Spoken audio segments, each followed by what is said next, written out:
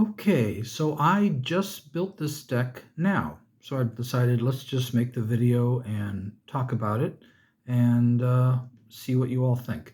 All the things I've said in my previous Wyvern videos, I won't say any of that now. If you want to hear the extra things that I've been saying in different videos, just click on one of the other ones. We're just going to talk about this deck and interesting cards to start with on top of the deck. The most common card in the game, Wyvern, and the Wyvern Shadow, which says play. Let me get the video. I think there we go.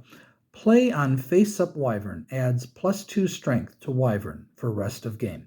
So this would attach, pretty much. It's just going to attach like that. Now, with 4, that means Wyvern can get up to a 6, 8, 10, or 12 strength flying dragon, and this is how we would like to win the game, by attacking with a big flying Wyvern. The problem is obvious. That's one dragon, and you're trying to get up to 4 cards on one dragon. The odds are you're not going to get that. You might get 1 or 2, but you might not even see Wyvern. If he's near the bottom of your deck when you shuffle, you're probably not going to run into it. So what do? Well, I want this to be based on Wyvern primarily, and I'm going to try my best to get Wyvern in the game. The other problem is, let's say you get him in the game and you get into a battle and you lose. Now what? So the design seems to be, I want to survive. I want to stay alive. I want to lose the battle but not die.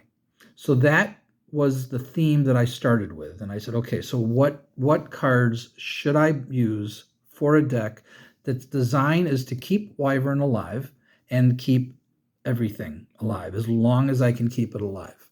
So obviously Golden Apples and Fountains of Youth are in here, and so is Night, which cancels the battle. But let's go over the rest of the deck. 1 native terrain dragon, because native terrain Oceanus is native terrain ocean. 1 strength dragon for 3 gold. Bleh. Battle action. Discard, but of course ocean, so he gets +1 strength for every ocean in your discard pile. So he can get up to a 5. Battle action. Discard a Seaweed card from your hand. Oceanus survives this battle. Let's go ahead and bring up the Seaweed card so you see what that does. Seaweed is a bad, poorly designed card for the game. You pay 1 gold. Seaweed is placed on a face-up dragon and gives that dragon a -1 strength modifier for this turn. So for 1 turn, you lower a dragon's strength by 1, and it costs you a gold and a card. What they should have done, in my opinion, is say that this attaches to the dragon and it stays on the dragon. That would have been better, and I still don't think it would have been all that good of a card. So it's a weak card. So now, here's a reason to play Seaweed. You're almost never going to use this effect. You want to keep this card in your hand to discard it. So you don't want to lose this card. You also don't want to lose these Wyvern Shadows. You want to keep them in your hand. There's other cards in this deck too. So this is the one deck I am not running Meteor Shower. I'm going to run 4 Whirlpools instead as for card draw. And I'm doing other things that will hopefully draw me cards as well. Because without Meteor Shower, it can get rough. So this is the premise of the deck. Let's go through it. Ideally, I'm looking at dragons that will lose the battle but not die. So I don't want dragons that get benefits for winning the battle. I want dragons that benefit for losing the battle, because I'm going to keep them alive and I'll get the benefit of the loss. And then my opponent has to decide, do I really want to attack that dragon again? Because what if he saves it? So that's the theory. So we're going to try, this is the only time I've ever played this card, Mokelembembe, or something like that. I don't even think I played it much in the basic game. 2 strength dragon for 3, so not a good rate. If he loses a battle, though, you draw a card from your treasure hoard draw pile. So that's okay. That's not bad. But I don't know if that justifies the cost of an extra gold piece, but if it didn't, then this card would be way better than the 2-strength dragon that doesn't have any abilities and just costs 2. So they had to add a gold piece. But now, every time I can get in battle with him, every time I lose, I'll draw a card. So it seems to me like a card that he belongs in this deck. Another card that I benefit from losing is Green Dragon. When he loses the battle, the winning dragon loses any special abilities for the rest of the game. So that's another blow to my opponent. Also, the theme of this deck is surviving. I don't want to die, so Mount Chung, a 3-strength dragon for 4, I can pay 2 gold pieces to cancel any battle that he's a part of. This is risky, it's very expensive, but if you don't want him to die and you have no other way to save him, you can just pay 2 gold and keep him alive. So it's another pain. This is an obvious Lindwurm. He loses 1 battle without dying. Perfect dragon for this deck. And almost certainly I'm going to swap him out. I'm going to be swapping out. No, I didn't. I should have showed the terrains. I'm going to be swapping out a lot in this deck because I have a native terrain dragon, so I want to build up the terrain. So 4 oceans for Oceanus, but I'm also running 4 deltas. I am not running rivers. Delta works as both a river and an ocean. I don't know what the native terrain dragon is for river. I'm not sure. I'd have to look it up. But Delta's not a bad terrain. If it applies to the dragon that discovers it, the dragon's owner must discard 1 card at random from their hand. More than likely, I'm just swapping these out to get them in my discard pile. So Oceanus can go all the way up to a 9-strength dragon because he's a 1 to start with. So he can get as high as 9. So that's very good. All right, so Lindwurm can survive. Kane-Kua-Ana is another perfect card for this deck. I can discard him from the battlefield, from the table, instead of a dragon that just lost the battle. So again, keeping my dragon alive. This protects Wyvern.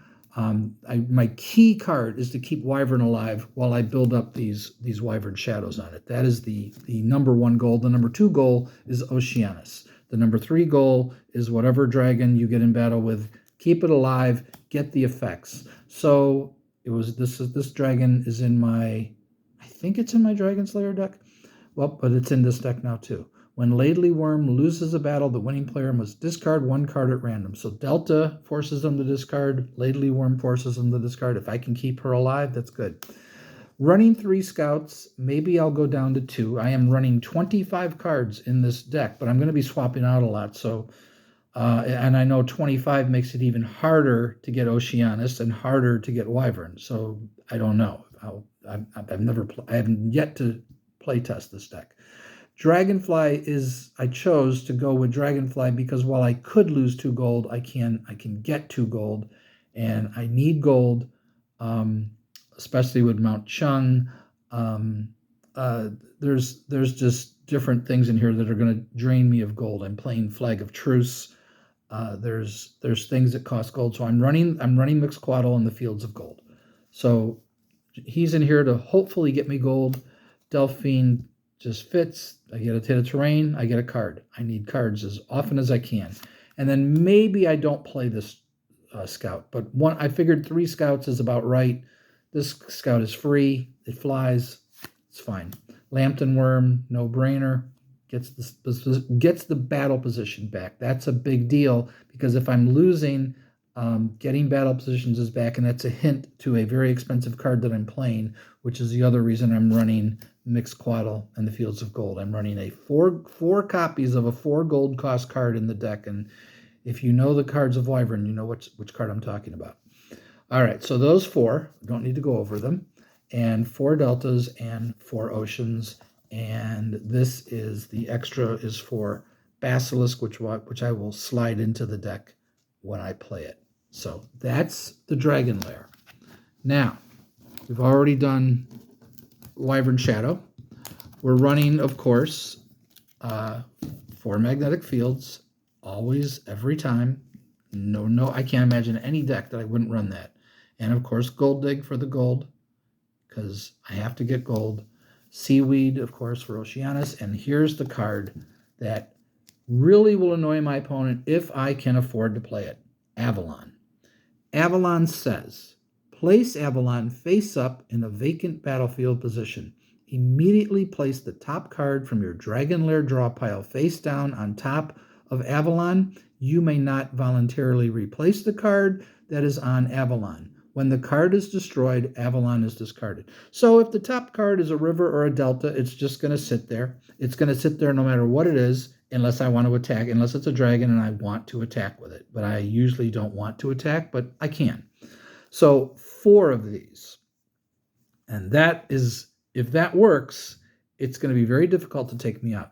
Now, I'm running some interesting cards, 1-ofs or 2-ofs. I'm running Martha of Bethany to another way to hopefully protect my Wyvern card as well as my Oceanus card, because those are my 2 best dragons to fight with. Martha of Bethany makes the dragon immune to dragon slayers as long as Martha stays on the dragon. If the dragon is turned face down, I lose Martha of Bethany. I'm going with 2 of them. This is not in any of my decks. I do think it's a decent card, though.